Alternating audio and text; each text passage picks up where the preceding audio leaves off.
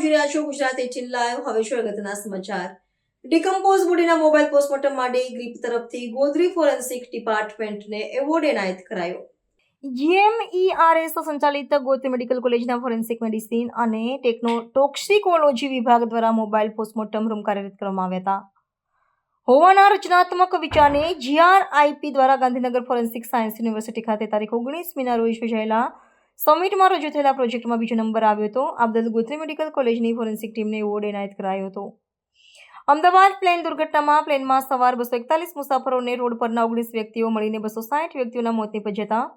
આ દુર્ઘટનાનો ભોગ બનનારના પોસ્ટમોર્ટમ માટે તંત્રએ કમર કસી હતી।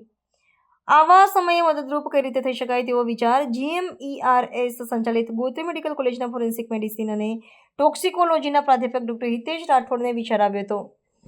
તેમણે આ વિચાર અમલમાં મૂક્યો હતો। આ માટે તેમની ટીમના પ્રાધ્યાપક ડોક્ટર ઉત્તમ સોલંકી અને કુણાલ વસાવા સહિતને જોડાયા હતા।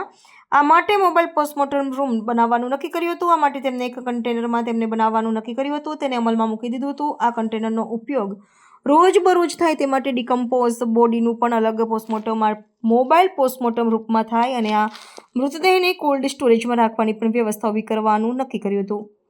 આ રચનાત્મક વિચારને તેમને અમલમાં બનાવીને મોબાઈલ પોસ્ટમોર્ટમ રૂમ બનાવી દીધો હતો।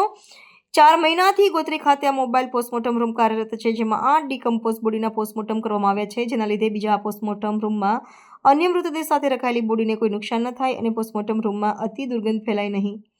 ઇન્ક્વેસ્ટ સહિતની કામગીરી કરનાર પોલીસ કર્મચારીઓને માથું ફાડી નાખે તે દુર્ગંધથી છુટકારો મળે। આ મોબાઈલ પોસ્ટમોર્ટમ રૂમ PHC અને CHC જ્યાં સુવિધા ન હોય કે જર્જરિત હોય ત્યાં મદદરૂપ થઈ શકે છે। આસપાસના પ્રાથમિક કે સામૂહિક આરોગ્ય કેન્દ્ર ખાતે એક રાખવામાં આવે તો તે બધા માટે ઉપયોગી થઈ શકે છે। આ રચનાત્મક કાર્ય બદલ ગાંધીનગર ફોરેન્સિક સાયન્સ યુનિવર્સિટી ખાતે તારીખ 19 મીના રોજ યોજાયેલા ત્રીજા અધિવેશનમાં રજૂ થયેલા પ્રોજેક્ટમાં ગોત્રી ફોરેન્સિક વિભાગના પ્રોજેક્ટનો બીજો નંબર આવતા પ્રાધ્યાપકોને એવોર્ડ એનાયત થયો હતો। ગોત્રી હોસ્પિટલના સુપ્રિન્ટેન્ડન્ટ અનુપ ચંદાનીએ ફોરેન્સિક ડિપાર્ટમેન્ટના હેડ ડોક્ટર હિતેશ રાઠોડ અને તેની ટીમનો આભાર વ્યક્ત કર્યો હતો।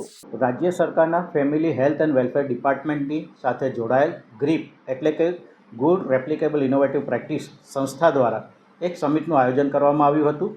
આ સમિટ જે ગુજરાત સરકારમાં જે આરોગ્ય મેડિકલ અને પેરામેડિકલમાં જે જોબ કરે છે અને એમના ઇનોવેટિવ આઈડિયાને પ્રોત્સાહિત કરવા માટે અને ઇનોવેટિવ આઈડિયાને એક લેવલ સુધી લઈ જવા માટેનું એક સારી સમિટ છે। ગ્રીપ દ્વારા છેલ્લા 3 વર્ષથી આનું આયોજન કરવામાં આવે છે। આ ત્રીજું વર્ષ હતું, જેમાં 80 જેટલા પ્રોજેક્ટ હતા, જેને તથજ્ઞની ટીમ દ્વારા 40 પ્રોજેક્ટને પાસ કર્યા હતા। 40 પ્રોજેક્ટમાંથી 26 પ્રોજેક્ટને પ્રેઝન્ટેશનનો મોકો આપ્યો હતો। તેમાં 15 પોસ્ટર પ્રેઝન્ટેશનમાં ગોત્રી મેડિકલ કોલેજને દ્વિતીય નંબર આવ્યો છે। હવે ગોત્રી મેડિકલ કોલેજ અને હોસ્પિટલના ફોરેન્સિક મેડિસિન અને ટોક્સિકોલોજી ડિપાર્ટમેન્ટ દ્વારા એક મૂવેબલ પોસ્ટમોર્ટમ રૂમનું નિર્માણ કરવામાં આવ્યું હતું। મૂવેબલ પોસ્ટમોર્ટમ રૂમનો મુખ્ય હેતુ એ કે જ્યારે આપણે એક દુઃખદ ઘટના ઘટી હતી પ્લેન ક્રેશ જેવી ઘટના, કદાચ એવી કોઈ ઘટના ઘટે તો ઇઝીલી આપણે પોસ્ટમોર્ટમ કરી શકીએ, કોઈને તકલીફ ના પડવા દઈએ અને મેડિકો લીગલ કામગીરી સુધરતાથી થઈ શકે, એના માટેનો અમે એક ઇનોવેટિવ આઈડિયા મૂક્યો હતો, જે હાલ કાર્યરત છે અને અત્યારે એમાં 8 જેટલા ડીકમ્પોઝ બોડીના PM કરેલા છે।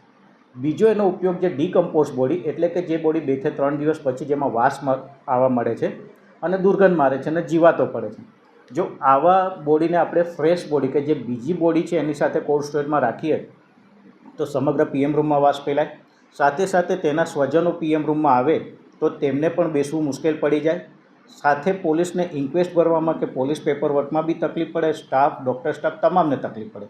તો આ સમસ્યાના નિવારણ માટે અમે ડીકમ્પોઝ એટલે કે જે બોડીમાં સડો આવેલો છે એ બોડીના અલગ રૂમનું અમે વ્યવસ્થા ઊભી કરી હતી। ત્યાં એના માટે આ કન્ટેનર ખૂબ જ ઉપયોગી છે। ત્યાં 2 બોડીના પોસ્ટમોર્ટમ થઈ શકે છે અને 8 બોડી આપણે કોલ્ડ સ્ટોરેજમાં રાખી શકીએ એવી બંને વ્યવસ્થા એક જ કન્ટેનરમાં આપણે રાખેલ છે। બીજું કે જ્યારે આપણે PSC CSC ગ્રામ્ય લેવલે જે પોસ્ટમોર્ટમ રૂમની હાલત જોઈએ છે, જો એ ઇમ્પ્રૂવ કરવું હોય તો આ કન્ટેનર એનો બેસ્ટ ઇલાજ છે। સાથે જો કોઈ જૂની મેડિકલ કોલેજ અને હોસ્પિટલ રિનોવેટ થતી હોય તો મેડિકો લીગલ કામગીરી એવી છે કે જેને આપણે બંધ ના કરી શકાય, તો આવા સમયે જો કન્ટેનર રૂપ આપણે મૂકી દઈએ આવું કન્ટેનર તો મેડિકો લીગલ કામગીરી સાથે સાથે ચાલુ પણ રહે અને જ્યારે કમ્પ્લીટ PM રૂમ બની જાય ત્યારે આ કન્ટેનરનો ડીકમ્પોઝ બોડી માટે આપણે ઉપયોગ કરી શકીએ છીએ। જનરલી આપણે હોનારત સમયે કોઈ પણ સાધન સામગ્રી બનાવીને મૂકી હોય છે એ ઘણીવાર કેવું કે ઉપયોગમાં ન આવતા બગડતી હોય છે, પરંતુ આ એક એવો પ્રોજેક્ટ છે કે આ એવું ઇનોવેટિવ આઈડિયા છે જે સતત ઉપયોગમાં બી રહે છે. હાલ અમે ડિકમ્પોઝ બોડીના પોસ્ટમોર્ટમ કરી રહ્યા છે અને કોલ્ડ સ્ટોરેજનો પણ ઉપયોગ કરીએ છીએ અને એકદમ સ્વચ્છ અને સારો પીએમ રૂમનું નિર્માણ કરવાનું હજુ જે કામ થયું છે બાકી છે પતાવીશું અને ભવિષ્યમાં આને અપડેટ કરી અને સોલર પેનલ સાથે એને મૂવ ઇઝીલી થાય એ વ્યવસ્થા પણ અમે કરીશું. દ્વિતીય નંબરે એવોર્ડ પણ આપવામાં આવ્યો છે. હાલ જે અમને દ્વિતીય નંબરે એવોર્ડ જે આપવામાં આવ્યો છે ગ્રીપ સંસ્થા દ્વારા, એ અમને ફોરેન્સિક સાયન્સ યુનિવર્સિટીના ઓડિટોરિયમ ખાતે તારીખ 19ના રોજ જે કાર્યક્રમ રાખવામાં આવ્યો હતો ત્યારે અમને આપવામાં આવ્યો છે. અને આ જે મૂવેબલ પોસ્ટમોર્ટમ રૂમ આખા ગુજરાતમાં એકમાત્ર ગોત્રી મેડિકલ કોલેજ અને ફોરેન્સિક ડિપાર્ટમેન્ટ જોડે છે. એના માટે હું મારા superintendent Shri doctor Anup Chandani sir, અમારા dean Shri doctor Vishala Pandya madam, તેમજ મારા સાથી મિત્રો ડૉક્ટર ઉત્તમ સોલંકી, તેમજ મારા સાથી મિત્રો ડૉક્ટર કૃણાલ, ડૉક્ટર સંકેત, ડૉક્ટર નયન, ડૉક્ટર જૈમિની, ડૉક્ટર સુનિલ સુર્વે, તેમજ મારા સ્ટાફનો હું આભાર માનું છું કે તમામે સંયુક્ત પ્રયાસથી આ એક ઇનોવેટિવ આઈડિયા મૂકેલો છે અને એને હાલ કાર્યરત કરેલ છે. વિશેષમાં હું જણાવું તો હાલ જે રાત્રિ પીએમનો જે આપણે ચર્ચા ઘણીવાર થતી હોય છે એના બે શબ્દ હું આપને કહી દઉં કે રાત્રિ પીએમ એ સુપ્રીમ કોર્ટની ગાઈડલાઇન પ્રમાણે જ થતું હોય છે. ઘણાને કદાચ કાયદાનું નો નોલેજ ના હોય તો હું જણાવું કે સુપ્રીમ કોર્ટની ગાઈડલાઇન પ્રમાણે જ આપણે રાત્રિ પીએમ પણ અમે કરી શકીએ છીએ.